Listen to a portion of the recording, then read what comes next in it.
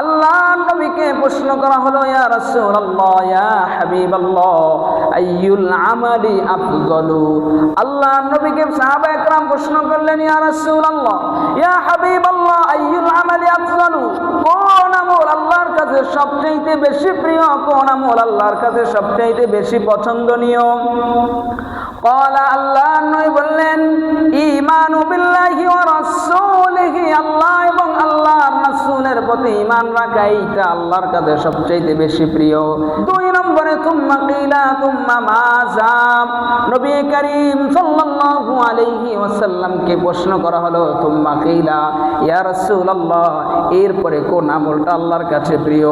আল্লাহর নবী বললেন, আল জিহাদু ফি সাবিলিল্লাহ।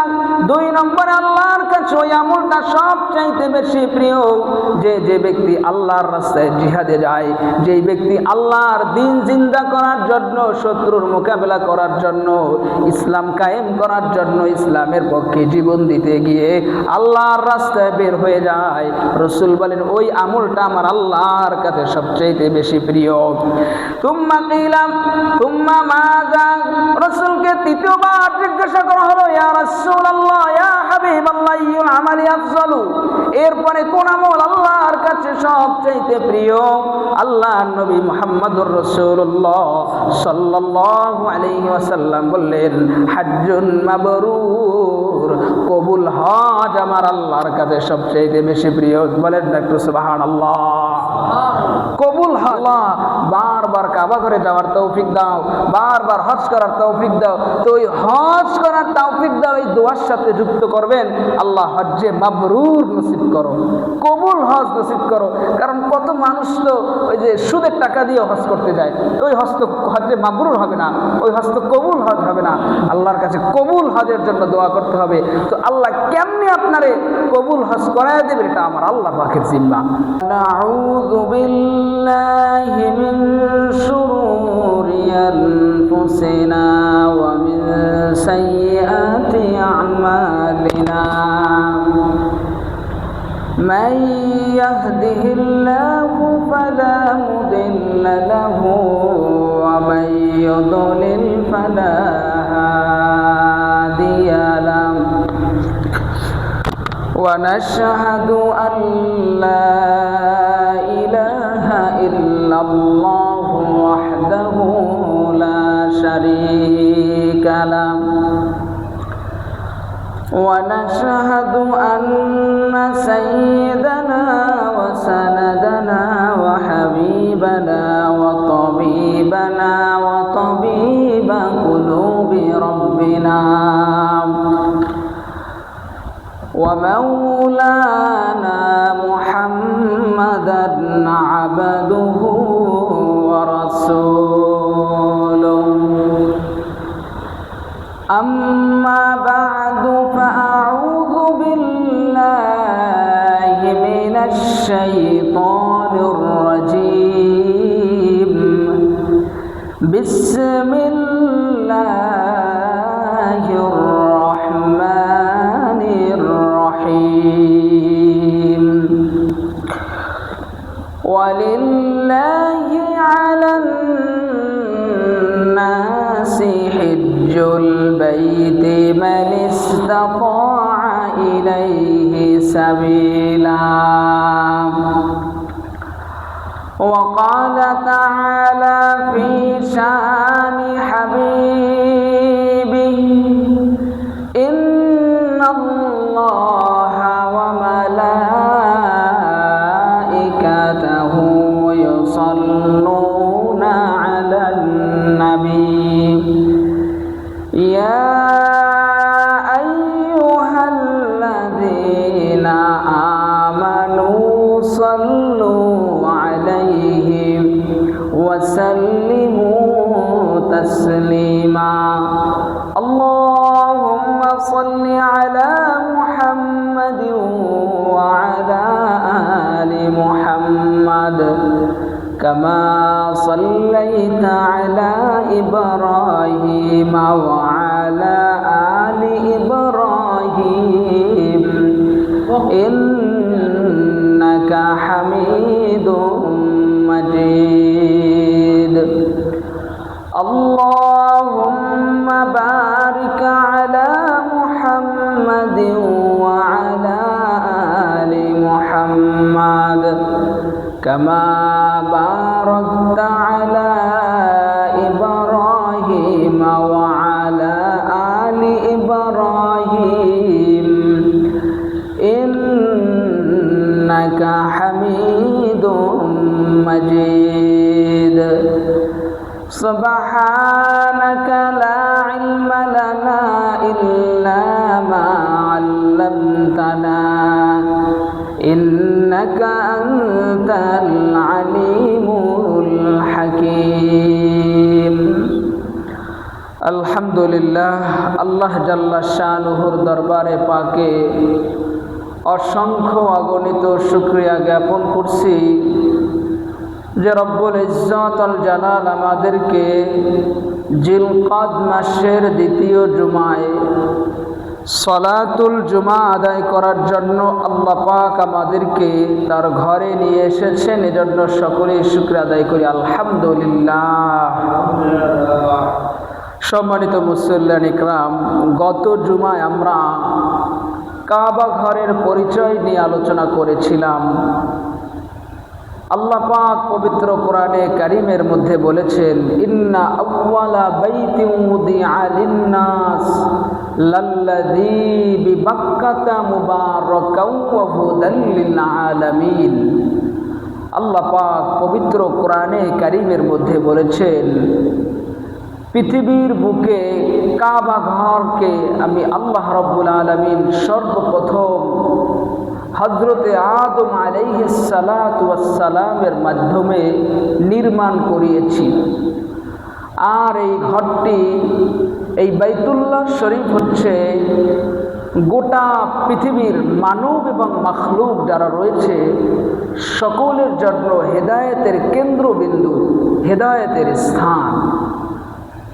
এই ঘরের পরিচয় নিয়ে আমরা গত জুমায় কথা বলেছিলাম। আজকের জুমাতে আমরা হজ সম্পর্কে আলোচনা করব। ইসলামের মৌলিক যে 5টি স্তম্ভ রয়েছে, কালিমা, নামাজ, রোজা, হজ, যাকাত। এই নামাজ এটা আমাদের জিন্দেগির প্রত্যেক দিন 5 বার ফরজ হয়। যখন ওয়াক্ত আসে তখন নামাজের ফরজ হয়, তখন আমাদের নামাজ আদায় করতে হয়। এভাবে প্রত্যেক দিন আমরা 5 ওয়াক্ত 5 বার সালাত আদায় করি। পক্ষান্তরে হজ এটা একটু ব্যতিক্রম ইবাদত, যেটা গোটা জিন্দেগির মধ্যে শুধুমাত্র একবার আদায় করতে হয়। অপরদিকে রমজানের রোজা, যেটা বছরের মধ্যে নির্দিষ্ট একটি মাস রয়েছে, মাহে রমাদান, এই মাসেই শুধুমাত্র আমরা রমজানের রোজা রাখি। যাকাত নিসাব পরিমাণ মালের মালিক হলে তখন ওয়াজিব হয়, ফরজ হয়, তখন আমাদের আদায় করতে হয়। অপরদিকে হজ এমন একটি ইবাদত যেটা গোটা জিন্দেগির মধ্যে শুধুমাত্র একমাত্র কেবলমাত্র একবার আদায় করলে হজের ফরজিয়াত আদায় হয়ে যায়। এখন প্রশ্ন হচ্ছে, কোন ব্যক্তির উপরে হজ ফরজ? আল হাজ্জু ফরদুন আলা আইয়ি শাখসিন, কোন ব্যক্তির উপরে হজ ফরজ? আল্লাহ পাক সূরা আল ইমরানের 97 নম্বর আয়াতে বলেন, ওয়ালিল্লাহি আলান নাসি হিজ্জুল বাইতি মান ইসতাতাআ ইলাইহি সাবিলা। আল্লাহ রাব্বুল আলামিন এই আয়াতে কারীমার মধ্যে বললেন, হজ কেবলমাত্র সামর্থ্যবান ব্যক্তি যারা রয়েছে তাদের উপরে ফরজ হয়ে থাকে। যাদের সামর্থ্য রয়েছে তাদের উপরে হজ ফরজ। সামর্থ্য দ্বারা কি উদ্দেশ্য? আল ইস্তিতাআ দ্বারা কি উদ্দেশ্য? মুফাসসির ইকরাম বলেন, এই সামর্থ্য দ্বারা 4 ধরনের সামর্থ্য উদ্দেশ্য। 1 নম্বরে বাদানিয়ুন, শারীরিক সক্ষমতা থাকতে হবে। আপনার আমার যদি শারীরিক সক্ষমতা না থাকে তাহলে আমি হজের কার্যাবলী সম্পাদন করতে পারবো না। এজন্য হজের সামর্থ্যের মধ্যে 1 নম্বর শর্ত হচ্ছে তার শারীরিক সক্ষমতা থাকতে হবে। হজে যাওয়ার পরে হজের বিধানাবলী, হজের কার্যাবলী সম্পাদন করতে যতটুকু শারীরিক সুস্থতার প্রয়োজন রয়েছে ততটুকু সুস্থতা থাকতে হবে। 2 নম্বরে মালিয়ুন, আর্থিক সক্ষমতা থাকতে হবে। হজের যাতায়াত খরচ, যাওয়া আসার খরচ, হজে যাওয়ার পরে খাবার দাবার থাকার যে খরচ, এগুলো বহন করার সামর্থ্য থাকতে হবে। এবং পরিবারে যতদিন পর্যন্ত হজ করতে আপনি আমি যাব ততদিন পর্যন্ত পরিবারের ভরণ পোষণের ব্যবস্থা করে দিতে হবে। এই সামর্থ্য যদি থাকে তাহলে আপনার আমার উপরে হজ ফরজ হবে। 3 নম্বর ওয়া আমানুত তরিক, রাস্তা নিরাপদ থাকতে হবে। 4 নম্বরে ওয়ালিন নিসাই মাহরাম, মহিলাদের জন্য অতিরিক্ত শর্ত হচ্ছে তাদের মাহরাম থাকতে হবে। মহিলারা, মা বোনেরা যখন হজে যাবে তো তাদের সাথে মাহরাম পুরুষ থাকতে হবে, তার স্বামী, ছেলে, যারা মাহরাম তারা থাকতে হবে। এখন তো আধুনিকতার ছোঁয়া লেগে গেছে, মাহরাম বানায় বেয়াইকে, মাহরাম বানায় ফুফাতো ভাই, চাচাতো ভাই, খালাতো ভাই, মামাতো ভাইকে মাহরাম বানাইয়া হজে যায়। একটা কথা মনে রাখতে হবে, হজ এমন একটা ইবাদত, শুধু হজ বলতে না, ইসলামের প্রত্যেকটা ইবাদত ইসলামের নিয়ম মাফিক করতে হবে। মনের আবেগ দিয়া খেয়াল খুশিভাবে আদায় করা যাবে না। মা বোনদের জন্য হজের জন্য একটা অন্যতম শর্ত হচ্ছে যে মাহরাম সাথে থাকতে হবে। তাহলে আল্লাহ পাক যে বললেন যাদের সামর্থ্য আছে তারা হজ করবে। হজের সামর্থ্য দ্বারা 4টা উদ্দেশ্য: শারীরিক সক্ষমতা থাকতে হবে, আর্থিক সক্ষমতা থাকতে হবে, রাস্তার নিরাপদের ব্যবস্থা থাকতে হবে, এরপরে মা বোনদের জন্য মাহরাম থাকতে হবে। আল্লাহ পাক এই আয়াতের মধ্যে বললেন ওই সকল ব্যক্তিদের জন্যই হজ করা ফরজ। এখন প্রশ্ন যে হজ ফরজ হওয়ার পরে জীবনে একবার আদায় করলে হজ আদায় হয়ে যাবে কিনা, নাকি প্রত্যেক বছর হজ আদায় করতে হবে? ইদা উদ্দিয়াল হাজ্জু মাররাতান ফিল উমরি সাকাতাল ফরজু, যদি জীবনে একবার কেউ হজ আদায় করে তো তার জিন্দেগি থেকে হজের ফরজিয়ত আদায় হয়ে যায়, তার জিন্দেগি থেকে হজের ফরজিয়ত আদায় হয়ে যায়। দলিল মুসলিম শরীফের 3148 নম্বর হাদিস। عن أبي هريرة رضي الله تعالى عنه قال خطبنا رسول الله صلى الله عليه وسلم فقال, আল্লাহ নবীর সাহাবী হযরত আবু হুরায়রা রাদিয়াল্লাহু তাআলা আনহু থেকে বর্ণিত, হযরত আবু হুরায়রা বলেন রাসূল করিম সাল্লাল্লাহু আলাইহি ওয়াসাল্লাম একবার আমাদেরকে নিয়ে খুতবা দিচ্ছিলেন, আর খুতবার মধ্যে আল্লাহর নবী বললেন, ইয়া আইয়ুহান নাস ক্বাদ ফারাদাল্লাহু আলাইকুমুল হাজ্জা ফাহাজ্জু। আল্লাহর নবী মুহাম্মদুর রাসূলুল্লাহ সাল্লাল্লাহু আলাইহি ওয়াসাল্লাম মানুষদেরকে ডেকে বললেন, সকল মানুষদেরকে আহ্বান করে বললেন, ক্বাদ ফারাদাল্লাহু আলাইকুমুল হাজ্জা। আল্লাহর নবী বললেন, ও মানব, তোমাদের উপরে আল্লাহ পাক হজ ফরজ করেছেন। হে মানুষ সকল, তোমাদের উপরে আমার আল্লাহ রাব্বুল আলামিন হজ ফরজ করেছেন। ফাহাজ্জু, সুতরাং তোমরাই হজ পালন করে থাকো।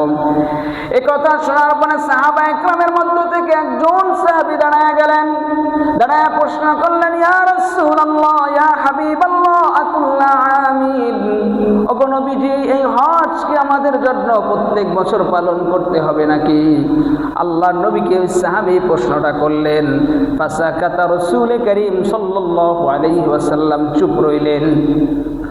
আবার সাহাবী রাসূলকে প্রশ্ন করলেন, ইয়া রাসূলুল্লাহ, ইয়া হাবিবাল্লাহ, আকুল্লা আমিন, ওগো নবীজি, এই হজ কি আমাদের উপরে প্রত্যেক বছর ফরজ? আমাদের উপর কি প্রত্যেক বছর এই হজ আদায় করতে হবে? আল্লাহর নবী দ্বিতীয়বার চুপ রইলেন। তৃতীয়বার আবার রাসূলকে প্রশ্ন করলেন, ইয়া রাসূলুল্লাহ, ইয়া হাবিবাল্লাহ, আকুল্লা আমিন, ওগো নবীজি, এই হজ কি আমাদের কি প্রত্যেক বছর আদায় করতে হবে? তখন রাসূল সাল্লাল্লাহু আলাইহি ওয়াসাল্লাম চুপ রইলেন। পরক্ষণে রাসূল বললেন, লাউ কুলতু নাআম লাওয়াজাবাত লামাসতাতাতুম। আল্লাহর নবী মুহাম্মদুর রাসূলুল্লাহ সাল্লাল্লাহু আলাইহি ওয়াসাল্লামকে 3 বার প্রশ্ন করা হলো, ওগো নবীজি, হজ ফরজ করেছে আল্লাহ রাব্বুল আলামিন, এই হজ কি আমাদের প্রত্যেক প্রত্যেক বছর আদায় করতে হবে নাকি? এই প্রশ্নটা রসুলকে 3 বার করছেন।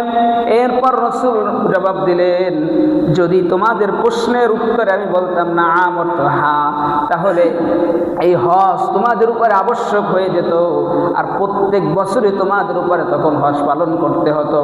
লামাস্তাতাতুম, রসুল বললেন, আর এটা তোমাদের জন্য কষ্টকর হয়ে যেত। এই হাদিসের মাধ্যমে জানা যায় যে আল্লাহর রাসূল চুপ রইলেন এবং বললেন যে যদি আমি হ্যাঁ বলতাম তাহলে তোমাদের প্রত্যেক বছরই হজ পালন করতে হতো। রসুল চুপ রইলেন। এই হাদিস থেকে বোঝা যায় যে জীবনে একবার যদি কেউ হজ আদায় করে, হজ ফরজ হওয়ার পরে যদি জীবনে কেউ একবার হজ আদায় করে, তাহলে তার উপর থেকে হজের ফরজিয়াত আদায় হয়ে যায়। এ ব্যাপারে আমরা আরেকটি হাদিস শুনব, ইবনে মাজাহ শরীফের 2886 নম্বর হাদিস।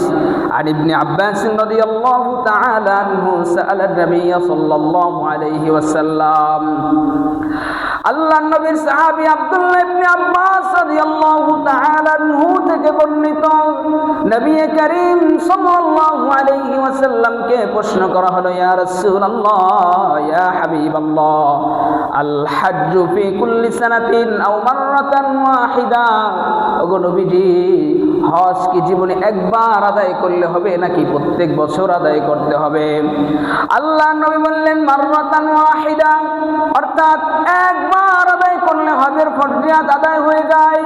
কোন ব্যক্তির উপর যদি হজ ফরজ হয় আর যদি সে গোটা জিন্দেগীর মধ্যে একবার হজ পালন করে, তাহলে তার উপরে থেকে হজের ফরজিয়াত আদায় হয়ে যায়। এরপর রাসূল বললেন, ফামান ইসতাতা ফাতাতাওউন, আল্লাহর নবী বললেন, প্রথমবার হজ করার পরে কেউ যদি একাধিকবার হজ পালন করে, দ্বিতীয়বার, তৃতীয়বার, চতুর্থবার হজ পালন করে, ফাতাতাওউন, তাহলে তার ওই হজটা নফল হজে পরিণত হয়ে যায়।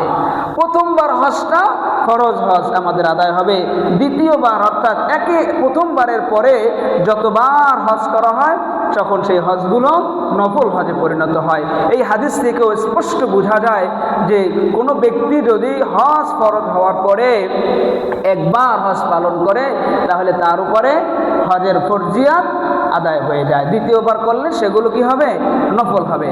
হজের ব্যাপারে 3 নম্বর কথা, মান আখারাল হজ্জ বা'দা ফরজিয়াতিহি, কোনো ব্যক্তির উপরে হজ ফরজ হয়েছে কিন্তু সেই ব্যক্তি বিলম্ব করতেছে, আদায় করতে বিলম্ব করতেছে।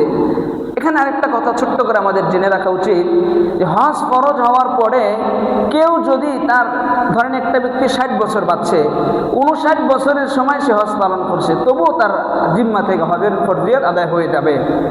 কিন্তু আমাদের তো নিশ্চয়তা নাই আমরা যে কত বছর পর্যন্ত দুনিয়ায় বাঁচব, এর তো কোনো নিশ্চয়তা নাই। হজ ফরজ হওয়ার পরে আমাদের হজ পালন করা। এবারে আল্লাহ রাসূল সাল্লাল্লাহু আলাইহি ওয়াসাল্লাম একটা হাদিস বলতেছেন যে কোনো ব্যক্তির, অর্থাৎ আমাদের মধ্যে কারো হজ ফরজ হয়েছে, হজ ফরজ হয়েছে কিন্তু প্রথম বছর আমরা আদায় করি নাই, দ্বিতীয় বছর আমরা আদায় করি নাই, তৃতীয় বছর আদায় করি নাই, চতুর্থ বছর আদায় করি নাই, পঞ্চম বছর আদায় করি নাই, 5 বছর আমরা বিলম্ব করছি। তো আল্লাহ রাসূল সাল্লাল্লাহু আলাইহি ওয়াসাল্লাম ওই ব্যক্তির ব্যাপারে, আল্লাহ রাসূল নাই, হাদিসটা হাদিসে কুদসি, আর হাদিসে কুদসি বলা হয় যে আল্লাহ পাকের কথা রাসূলের জবান দিয়ে আল্লাহ পাক বের করান, ওই কথাগুলোকে বলা হয়, ওই হাদিসগুলোকে বলা হয় হাদিসে কুদসি। সহিহ ইবনে হিব্বান এই কিতাবের 3703 নম্বর হাদিস, عن أبي سعيد الخدري رضي الله تعالى عنه قال قال رسول الله صلى الله عليه وسلم إن الله تبارك وتعالى, আল্লাহ নবীর সাহাবী হযরত আবু হুরায়রা, হযরত আবু সাঈদ খুদরি রাদিয়াল্লাহু তাআলা আনহু থেকে বর্ণিত, রাসূল করিম সাল্লাল্লাহু আলাইহি ওয়াসাল্লাম বলেন, স্বয়ং আল্লাহ রাব্বুল আলামিন বলেন, ইন্না আবদান ক্বাদ সাহহাতু লাহু জিসমাম, আল্লাহ পাক স্বয়ং আল্লাহ বলেন, আমার কোন এক বান্দাকে আমি সুস্থ রাখছি। স্বয়ং আল্লাহই বলতেছে, আমার কোন এক বান্দাকে, আমার বান্দাদের মধ্য থেকে যে কোনো একজন বান্দাকে আল্লাহ বলতেছেন আমি তাকে সুস্থ রাখছি। ওয়াসাআতু লাহু ফিল মাঈশা, এরপর আল্লাহ বললেন আমি তাকে জীবন যাপনের জন্য পর্যাপ্ত রিজিক দিয়েছি, তার অর্থ সম্পদ আমি তাকে দান করেছি, তার দুনিয়ার জিন্দেগিতে চলার জন্য যা কিছু প্রয়োজন আমি আল্লাহ রাব্বুল আলামিন কুদরত থেকে তার ফয়সালা করেছি, তাকে আমি অর্থ সম্পদ ধন দৌলত পর্যাপ্ত পরিমাণ দান করেছি। আল্লাহ পাক বলেন ইয়ামজি আলাইহি খামসাতু আওয়ামিন, এরপরেও ওই ব্যক্তি একে একে করে 5 বছর অতিবাহিত করেছে। আল্লাহ বললেন আমার এক বান্দাকে হজে যাওয়ার সামর্থ্য আমি দিয়েছি, হজে যাওয়ার জন্য যা কিছু প্রয়োজন আমি আল্লাহ সব কিছুর ব্যবস্থা করে দিয়েছি। এরপরে আমি আল্লাহ রাব্বুল আলামিন ওই বান্দাকে সুস্থ রাখছি। আল্লাহ পাক এরপরে বলেন ইয়ামজি আলাইহি খামসাতু আওয়ামিন, আর ওই বান্দা একে একে করে 5 বছর বিলম্ব করছে, আমার ঘরে আসে নাই। লা ইয়াফিদু ইলাইয়া, আমার ঘরে ওই বান্দা আসে নাই, ওই বান্দা বিলম্ব করে করে করে করে জীবন থেকে 5 বছর কাটায়া দিছে। আল্লাহ পাক বলেন লা মাহরুম, ওই ব্যক্তি বঞ্চিত হয়ে গেছে, ওই ব্যক্তি বঞ্চিত হয়ে গেছে। একটু সবাই বলেন না নাউজুবিল্লাহ। আল্লাহ পাক বলে আমার বান্দারে আমি সুস্থ রাখছি, আমি আল্লাহ ওরে টাকা দিছি, ওকে রিজিক দিছি, কিন্তু ওকে ওর উপরে হজ আমি ফরজ করেছি, হজ ফরজ হয়েছে, ওর জিন্দেগি থেকে 5টা বছর কাটায় দিছে। আমি আল্লাহ আশায় ছিলাম যে এই বছর মনে হয় আসতে পারেন, আগামী বছর মনে আসবে, ওই বছর আমি আল্লাহ আশায় ছিলাম যে আমার বান্দা মনে হয় ওই বছর না হয় সামনের বছর আসবে। এইভাবে 5 বছর আশায় ছিলাম যে আমার বান্দা আসবে আসবে আমার ঘরে আসবে, কিন্তু বান্দা আসে নাই। আল্লাহ বলেন মাহরুম, ওই ব্যক্তি বঞ্চিত হয়ে গেছে। আল্লাহ আমাদেরকে কাউকে যেন আল্লাহ বঞ্চিত না করেন। ভাই আল্লাহ যদি নারাজ হয়, চাইতে পারে আল্লাহ আপনার আর তৌফিক দেবে না। আল্লাহ আপনাকে সুযোগ দিয়েছে, আমাদের যাদের হজ ফরজ হয়েছে আমাদের হজ পালন করতে হবে, না হলে আল্লাহ পাকের এই ধমকের মধ্যে আমরা পড়ে যাব। ইবনে কাসির তাফসীর ইবনে কাসিরের মধ্যে ইবনে কাসির রাহমাতুল্লাহ আলাইহি একটা হাদিস উল্লেখ করেছেন। আন আমর ইবনুল খাত্তাব রাদিয়াল্লাহু তাআলা আনহু قال, এটা হাদিস না, এটা হচ্ছে হযরতে আমর ইবনুল খাত্তাব রাদিয়াল্লাহু তাআলা আনহুর বাণী। তিনি বলতেছেন মান আতাকাল হজ্জা ফালাম ইয়াহুজ্জা ফাসাওয়াউন আলাইহি আইয়ামুতা ইয়াহুদিয়ান আও নাসরানিয়ান। আল্লাহ নবী সাহাবী আব্দুল্লাহ ইবনে হযরত আমর ইবনুল খাত্তাব রাদিয়াল্লাহু তাআলা আনহু বলেন যে আল্লাহ রাব্বুল আলামিন কোন ব্যক্তিকে হজ করার সামর্থ্য দিয়েছে আর ওই ব্যক্তি হজ করে নাই, আল্লাহ পাক বলেন ফাসাওয়াউন আলাইহি আইয়ামুত ইয়াহুদিয়ান আও নাসরানিয়ান, ওই ব্যক্তি আল্লাহ পাকের কাছে এমন হয়ে যায় যে ওই ব্যক্তি ইহুদি হয়ে মারা যাক অথবা খ্রিস্টান হয়ে মারা যাক, আমার আল্লাহ পাকের আসে এবং যায় না।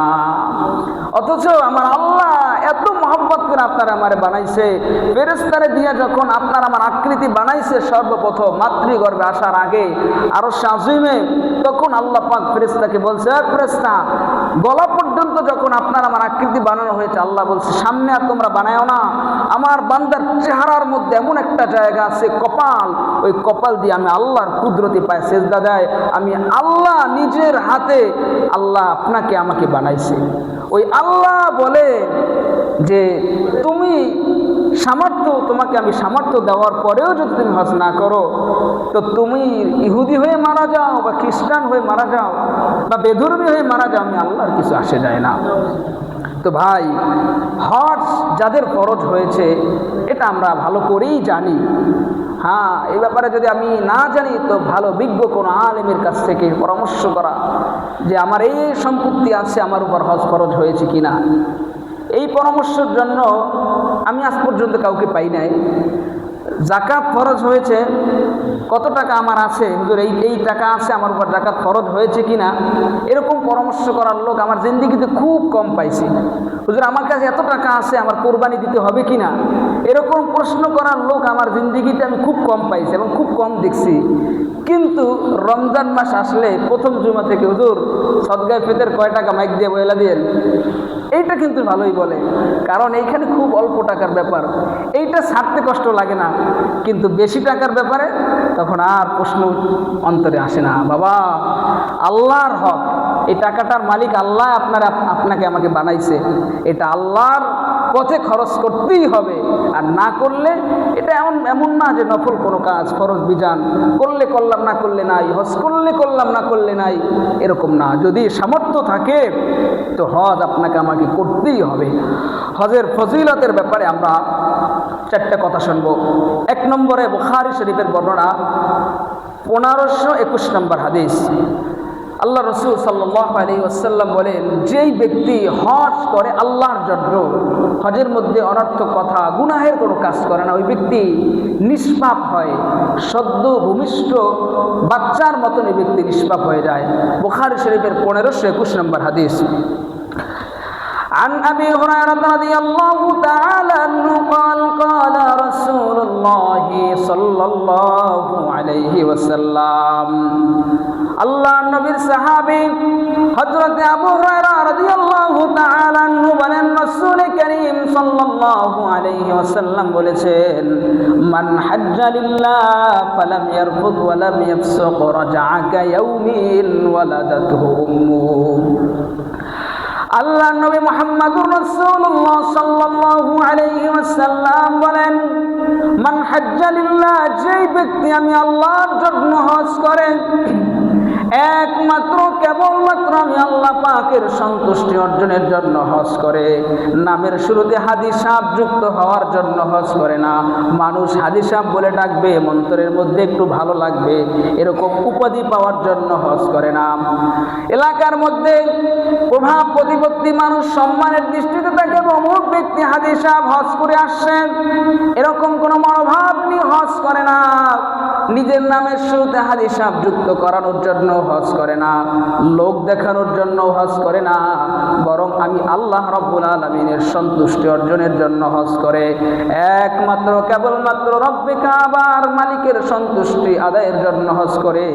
আর এই হজের মধ্যে অনর্থক কথা বলে না, হজের মধ্যে অশ্লীল কথাবার্তা বলে না, হজের মধ্যে মানুষকে কষ্ট দিয়ে কথা বলে না, বেহুদা লা ইয়ানি লাশাই কথাবার্তা বলে না, শুধুমাত্র একমাত্র কেবলমাত্র হজের বিধানাবলী সম্পাদন করে আল্লাহ রাব্বুল আলামিনের সন্তুষ্টি অর্জনের জন্য।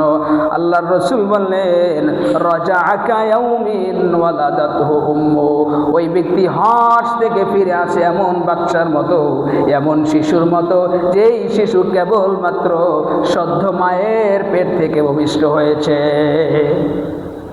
হজ যদি একমাত্র আল্লাহর জন্য করা যায় তাহলে ওই হজের ফজিলত হচ্ছে সে ব্যক্তি একমাত্র, অর্থাৎ সেই ব্যক্তি নিষ্পাপ হয়ে যায়। কেমন নিষ্পাপ হয়ে যায় যে সদ্য ভূমিষ্ঠ শিশু যখন দুনিয়াতে আসে তখন তো তার আমলনামা অনেক গুনাহ নিয়ে আসে, নাকি গুনাহ নিয়ে আসে? গুনাহ নিয়ে আসে না, সে কিভাবে আসে? নিষ্পাপ হয়ে আসে। আর ওই হজ থেকে ফেরার পরে ওই ব্যক্তিও কি হয়ে যায়? নিষ্পাপ হয়ে যায়। হজের ফজিলতের ব্যাপারে 2 নম্বর কথা, যে সর্বশ্রেষ্ঠ আমল হচ্ছে হজ, সর্বশ্রেষ্ঠ আমল হচ্ছে আল হজ্জুল মাবরুর, হজ্জে মাবরুর অর্থাৎ কবুল হজ। এটা বুখারী শরীফের 26 নম্বর হাদিস। সুইলা রাসূলুল্লাহি সাল্লাল্লাহু আলাইহি ওয়াসাল্লাম, আল্লাহ নবীকে প্রশ্ন করা হলো, ইয়া রাসূলুল্লাহ, ইয়া হাবিবাল্লাহ, আইয়ুল আমালি আফদালু। আল্লাহ নবীকে সাহাবায়ে কেরাম প্রশ্ন করলেন, ইয়া রাসূলুল্লাহ, ইয়া হাবিবাল্লাহ, আইয়ুল আমালি আফদালু, কোন আমল আল্লাহর কাছে সবচেয়ে বেশি প্রিয়, কোন আমল আল্লাহর কাছে সবচেয়ে বেশি পছন্দনীয়? ক্বালা, আল্লাহ নবী বললেন, ঈমানু বিল্লাহি ওয়া রাসূলিহি, আল্লাহ এবং আল্লাহর রাসূলের প্রতি ঈমান রাখা, এইটা আল্লাহর কাছে সবচেয়ে বেশি প্রিয়। বিশ্বাস রাখতে হবে আল্লাহর উপরে, ইয়াকিন রাখতে হবে আল্লাহর উপরে, রাসূলের উপরে অন্তর থেকে বিশ্বাস রাখতে হবে, রাসূলকে অন্তর থেকে মহব্বত করতে হবে। আল্লাহ নবী বললেন, ঈমানু বিল্লাহি ওয়া রাসূলিহি, আল্লাহ এবং আল্লাহর রাসূলের প্রতি ঈমান রাখা, এটা আল্লাহর কাছে একটা সবচেয়ে পছন্দনীয় আমল। 2 নম্বর নম্বরে তুম্মা কিলা তুম্মা মাজা, নবী করিম সাল্লাল্লাহু আলাইহি ওয়াসাল্লামকে প্রশ্ন করা হলো তুম্মা কিলা, ইয়া রাসূলুল্লাহ এরপরে কোন আমলটা আল্লাহর কাছে প্রিয়? আল্লাহর নবী বললেন আল জিহাদু ফি সাবিলিল্লাহ, 2 নম্বরে আল্লাহর কাছে ওই আমলটা সবচাইতে বেশি প্রিয় যে ব্যক্তি আল্লাহর রাস্তায় জিহাদে যায়, যে ব্যক্তি আল্লাহর দ্বীন জিন্দা করার জন্য, শত্রুর মোকাবেলা করার জন্য, ইসলাম কায়েম করার জন্য, ইসলামের পক্ষে জীবন দিতে গিয়ে আল্লাহর রাস্তায় বের হয়ে যায়, রাসূল বলেন ওই আমলটা আমার আল্লাহর কাছে সবচাইতে বেশি প্রিয়। তুম্মা কিলা তুম্মা মাজা, রাসূলকে তৃতীয়বার জিজ্ঞাসা করা হলো ইয়া রাসূলুল্লাহ ইয়া হাবিবাল্লাহ আইয়ুল আমালি আফজালু, এরপরে কোন আমল আল্লাহর কাছে সবচাইতে প্রিয়?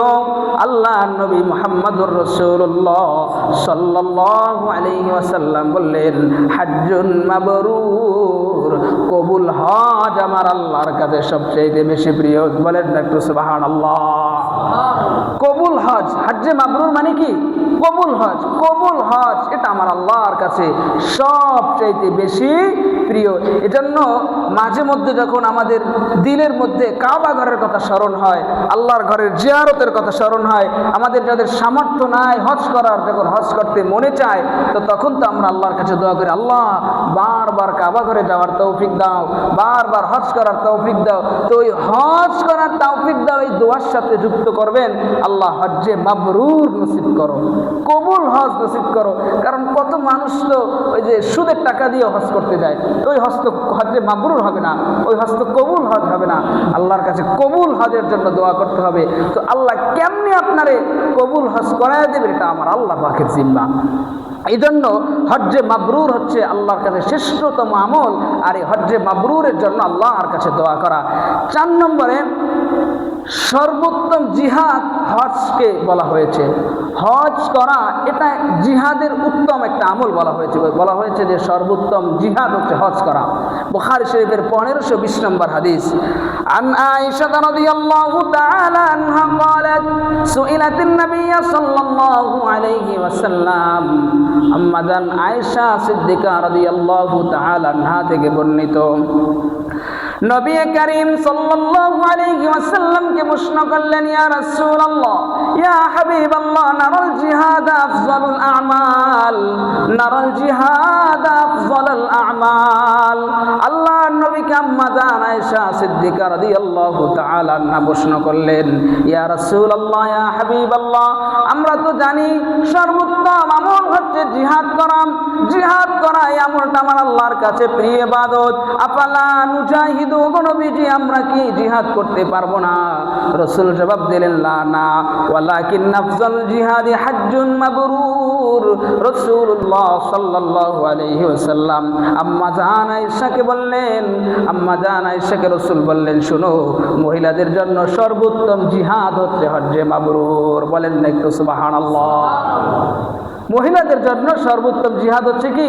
হজ্জে মাবরুর। এই হাদিসের মধ্যে হজ্জে মাবরুরকে আফজালুল জিহাদ বলে ঘোষণা দেওয়া হয়েছে। হজের ব্যাপারে, হজের ফজিলতের ব্যাপারে 4 নম্বর কথা, আল হাজ্জু ইয়াকুনু ফি জিম্মাতিল্লাহ। যেই ব্যক্তি হজ করার জন্য বের হয় ওই ব্যক্তি আল্লাহ পাকের জিম্মায় চলে যায়, আল্লাহ পাকের নিয়ন্ত্রণে চলে যায়। قال رسول الله صلى الله عليه وسلم ثلاثة في زمان الله عز وجل। আল্লাহ নবী মুহাম্মদুর রাসূলুল্লাহ সাল্লাল্লাহু আলাইহি ওয়াসাল্লাম বলেন 3 ব্যক্তি আল্লাহ পাকের জিম্মায় চলে যায়। 3 ব্যক্তি আল্লাহর নিয়ন্ত্রণে চলে যায়। আল্লাহর নবী বললেন 1 নম্বর রাজুলুন খারাজা মিন বাইতিহি ইলা মাসজিদিন মিম্মা মাসাজিদিল্লাহ। আল্লাহ পাক, আল্লাহর নবী বললেন প্রথম হচ্ছে ওই ব্যক্তি আল্লাহর জিম্মায় চলে যায় যেই ব্যক্তি নামাজ আদায় করার জন্য নিজের বাসা থেকে মসজিদের দিকে রওনা হয়ে যায়, আর ওই ব্যক্তি আল্লাহ পাকের জিম্মায় চলে যায়। যে ব্যক্তি নামাজ পড়ার জন্য বাসা থেকে মসজিদে রওনা হয় ওই ব্যক্তি কার জিম্মায় যায়? আল্লাহর জিম্মায়, আল্লাহর নিয়ন্ত্রণে আসে। তো নামাজ পড়ার জন্য কোনো ব্যক্তি মসজিদে আসলে ওই ব্যক্তিকে কষ্ট দেওয়ার অধিকার কোনো ব্যক্তির নাই। আপনি যদি নামাজ পড়ছে একজন, আপনি পাশে বসে কথা বললেন, ওই ব্যক্তি কষ্ট দিলেন, আল্লাহ বলে আরে বান্দা, এই বান্দা আমার জিম্মায় রয়েছে, আমার নিয়ন্ত্রণ রয়েছে, আমার তত্ত্বাবধানে রয়েছে, আমার সামনে দাঁড়াইছে, আর তুমি তাকে কষ্ট দিলে, আমার আল্লাহ কষ্ট পায়। 2 নম্বরে ওই ব্যক্তি আল্লাহর জিম্মায় যায় রাজুলুন খারাজা গাজিয়ান ফি সাবিলিল্লাহ, যে ব্যক্তি আল্লাহর রাস্তায় জিহাদে বের হয়ে যায়, ওই ব্যক্তি আল্লাহর জিম্মায় চলে যায়। 3 নম্বরে ওয়া রাজুলুন খারাজা হাজ্জা, যেই হাজি হজ করার জন্য আল্লাহর ঘরের দিকে রওনা হয়ে যায়, ওই হাজি আল্লাহর জিম্মায় চলে যায়। হজ করার জন্য হাজি সাহেব যখন বাসা থেকে বের হয়ে যায়, তো তখন ওই ব্যক্তি আল্লাহর জিম্মায় চলে যায়, আল্লাহ পাকের নিয়ন্ত্রণে চলে যায়। হজের ব্যাপারে, ফজিলতের ব্যাপারে 5 নম্বর কথা, তলাবুদ দুআই মিনাল হাজ্জি, তলাবুদ দুআই মিনাল হাজ্জি, হাজি সাহেবের কাছে দোয়া চাওয়া। একজন আত্মীয় স্বজন পরিচিত আমাদের মধ্যে কেউ যখন হজে যায়, তো তখন তার কাছে আমরা কি চাই? আতর, সুরমা, তবজি, জায়নামাজ, আতর, এগুলো চাই। আমরা কি চাই? আমার জন্য এটা নিয়ে আসো, ওটা নিয়ে আসলো। আর ইয়াং জেনারেশন তো একটা ভালো ফোন নিয়ে আসো। মা বোনরা কি বলে? আমার জন্য একটু গহনা নিয়ে আসো, সৌদি আরবের গহনা, পিওর গহনা, সেইটা নিয়ে আসো। কিন্তু আসলে এটা না চাওয়া, এটা চাওয়া জায়েজ না, জায়েজ না। কিন্তু হাজি সাহেবের কাছে 1 নম্বরে চাইতে হবে আমাদের, তার কাছে দোয়া চেতে হবে। তার কাছে কি চেতে হবে? দোয়া চেতে হবে। কেন দোয়া চেতে হবে? রাসূল বলেন, قال رسول الله صلى الله عليه وسلم يغفر الله للحاج ولمن استغفر له الحاج। আল্লাহ নবী মুহাম্মদুর রাসূলুল্লাহ সাল্লাল্লাহু আলাইহি ওয়াসাল্লাম বলেন, হাজি সাহেব যখন হজ করার জন্য বের হয়ে যায় আর আল্লাহর ঘরে হজ করতে যায়, আল্লাহর ঘরের সামনে দাঁড়ায়া, কাবা ঘরের সামনে দাঁড়ায়া হাজি সাহেব যখন আল্লাহর কাছে দোয়া করে, আমার আল্লাহ রব্বুল আলামিন ওই সব দোয়াগুলো কবুল করে নেয়। হাজি সাহেব যেই দোয়া আল্লাহর কাছে করে, ওই দোয়া আমার আল্লাহ রব্বুল আলামিন কবুল করে নেয়। ওয়ালিমান ইস্তাগফিরা লাহুল হাজ, এবং হাজি সাহেব যার জন্য দোয়া করে, আমার আল্লাহ রব্বুল আলামিন সেই দোয়াও কবুল করে নেয়। হাজি সাহেব হজে যাওয়ার পরে নিজের জন্য যে দোয়া করে, সে দোয়াও আমার আল্লাহ কবুল করে। অন্যের জন্য যে দোয়া করে, সেই দোয়াও আমার আল্লাহ কবুল করে না। এজন্য কেউ যদি হজে যায় আমাদের আশেপাশে থেকে, তো তার কাছে আমরা দোয়া চাবো। কেন? তার দোয়া আল্লাহ কবুল করে। নিজের জন্য যে দোয়া করে সেটাও আল্লাহ কবুল করে, অন্যের জন্য যে দোয়া করে সেটাও আল্লাহ কবুল করে। আর অপর হাদিসের মধ্যে আমরা শুনলাম, হাজি সাহেব যখন ফিরে আসে, তো তখন সদ্য ভূমিষ্ঠ নিষ্পাপ শিশুর ন্যায় সে হয়ে যায়, তার আমল নামে আর কোনো গুনাহ থাকে না। কিন্তু দেশে আসার পর আবার যখন অন্যায় অপকর্ম করে, তখন আবার গুনাহ লেখা হয়। আর হজটা যদি হয় হারাম টাকা দিয়া, ঘুষের টাকা দিয়ে, তো ওই হজটার হজ্জে মাবরুর হবে না। এজন্য হজ যাদের ফরজ হয়েছে, হালাল টাকা দিয়ে করব, আর বিলম্ব করব না। বিলম্ব করলে আল্লাহ তাআলা হাদিসে কুরসির মধ্যে ধমক দিয়েছেন। এজন্য ভাই, আমাদের কার হজ ফরজ হয়েছে, কার কতটুকু সম্পদ আছে, এটা প্রত্যেকেরটা খুব ভালো করেই জানি। যদি নিজে হিসাব মিলাইতে নাও পারি, বিজ্ঞ ওলামা একরামের শরণাপন্ন হয়ে আপনি হিসাবটা মিলায় নেন। আপনার উপর যদি হজ ফরজ হয়ে থাকে, তো হজের জন্য নিয়ত করে ফেলেন, দেরি করেন না। আপনার উপর যদি কোরবানি ওয়াজিব হয়ে থাকে, কোরবানি করার নিয়ত করে ফেলেন। আপনার যদি জাকাত দেওয়া হয়ে থাকে, জাকাত পরিমাণ নিসাব পরিমাণ মালের মালিক হয়ে থাকে, জাকাত দিতে শুরু করে দেন, দেরি করেন না। আসলে কি, এই যে 3টে ইবাদত, হজ, এরপরে কোরবানি, এরপরে জাকাত, এগুলো হলো অর্থের, আর্থিক। আর মাল ছাড়তে চায় না কেউই। জান যাইব, কি দেব না, মাল দিব না। আর আল্লাহ পাক এই মালের উপর পরীক্ষা নেয়। আল্লাহ বলে, বান্দা, মালের মহব্বত তোমার কাছে অনেক বেশি, কিন্তু এই মালের মালিক তুমি না, আমি আল্লাহ। তো এই আর্থিক এবং শারীরিক এবং এই আর্থিক ইবাদতটা আমরা একটু বিলম্ব করে থাকি, কিন্তু আমাদের জেনে রাখা উচিত এখানে বিলম্ব করার কোনো সুযোগ না। এটা স্বয়ং আল্লাহ রাব্বুল আলামিনের নির্দেশ। আল্লাহ পাক আমাদের সকলকে হজ্জে মাবরুর নসিব করে দেন। সকলে বলেন আমিন।